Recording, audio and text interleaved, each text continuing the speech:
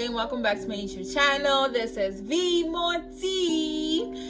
On this episode, I wanted to talk about the actual ID process you have to go through when you are getting your ID in Zimbabwe. So my last video I just shared my personal experience of it, but then I got people asking me, so what is the entire process? I guess it's the exact same thing, only that I'll put it like in point form. So the first thing that you're supposed to do, whether it's renewing your passport or it has to be if you want to renew your passport and you don't have your ID, you need to get your ID. So to get your ID, you need to wake up super early and you need to go and stand in line at this bank. I forgot its name, but you have to go and stand in the bank, and then around about 7, a guard takes you to the gates of the ID place, and then you guys walk in line, and then there's 2 separate queues, the passport queue and the ID queue. In the ID queue, you kind of go like to the front side, like the side that you actually see when you're crossing the road, but you don't get in from there if you want to be served.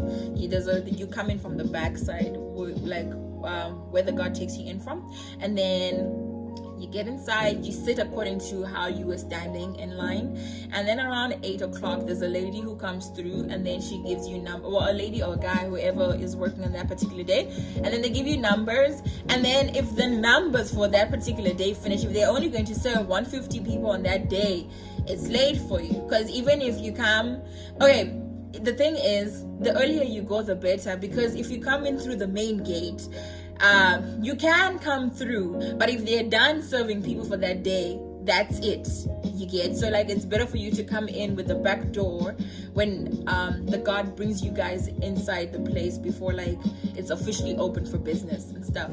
And then there's another lady or guy who comes through, and then he has forms, and then that person will be checking if you have a copy of your birth certificate, and it's a copy of your birth certificate and your original birth certificate. You need to have the copy and the original. And then depending if you want to renew because you lost it, you pay a fine. If you want to renew, you are fined for it. If you're getting for the first time, if you're below the age, if you're 16, between 16 and 18, you're not fined. But then if you're above 18, they will fine you. I think it was $2 at the time, but yes, they fine you for getting your ID late, and you're supposed to pay for that fine if you're above the age of getting it for the first time, like I did. They fined me to get my ID for the first time. And then there are different queues again that you take through, because if you're getting it for the first time and you're renewing, they don't need your fingerprints again. But if you're getting it for the first time, they need your fingerprints. So you're going to go and pay for fingerprints, and then I don't know, I think it's $2. It's not that expensive. It was $2 or $3. I don't know the conversion rate in Zim dollar, but it's $2 or $3 to pay for your fingerprints, or $1. It's between $1 and $3. Yeah. And then you get your fingerprints taken, and then they go and they verify it. So I think a week later or so. Only for me, the problem was there was change in political system, so there were riots and rallies and stuff, so I couldn't go get it in time. But a week later, you're supposed to go and check if they're out, which they normally are out at the time.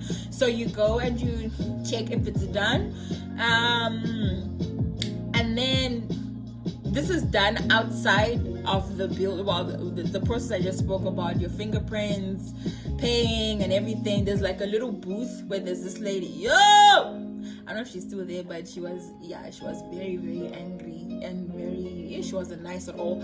But hey, you gotta do what you gotta do. So she's the one by the booth. You pay outside. Most of the things you do is actually there's it's like a little tuck shop. Yeah, and you pay, from this side, and she's inside and stuff.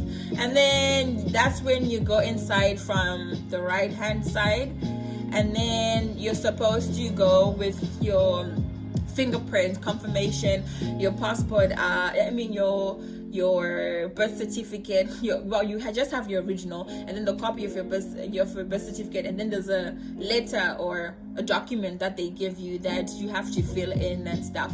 And then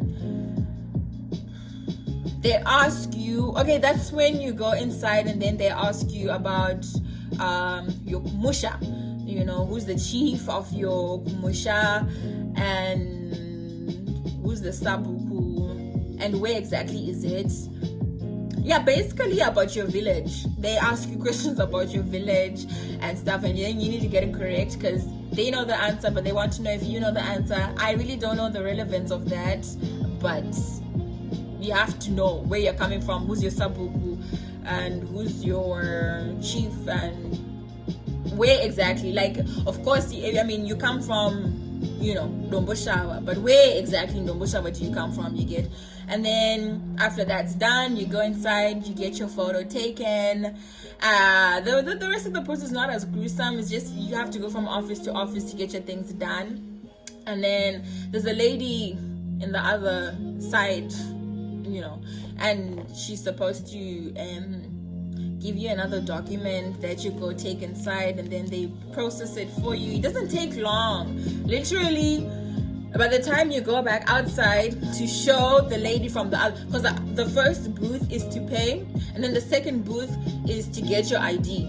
So you go with your document to show her that you're done with the process. This could be done in one day, but because this is Zimbabwe, it kind of takes a bit of time.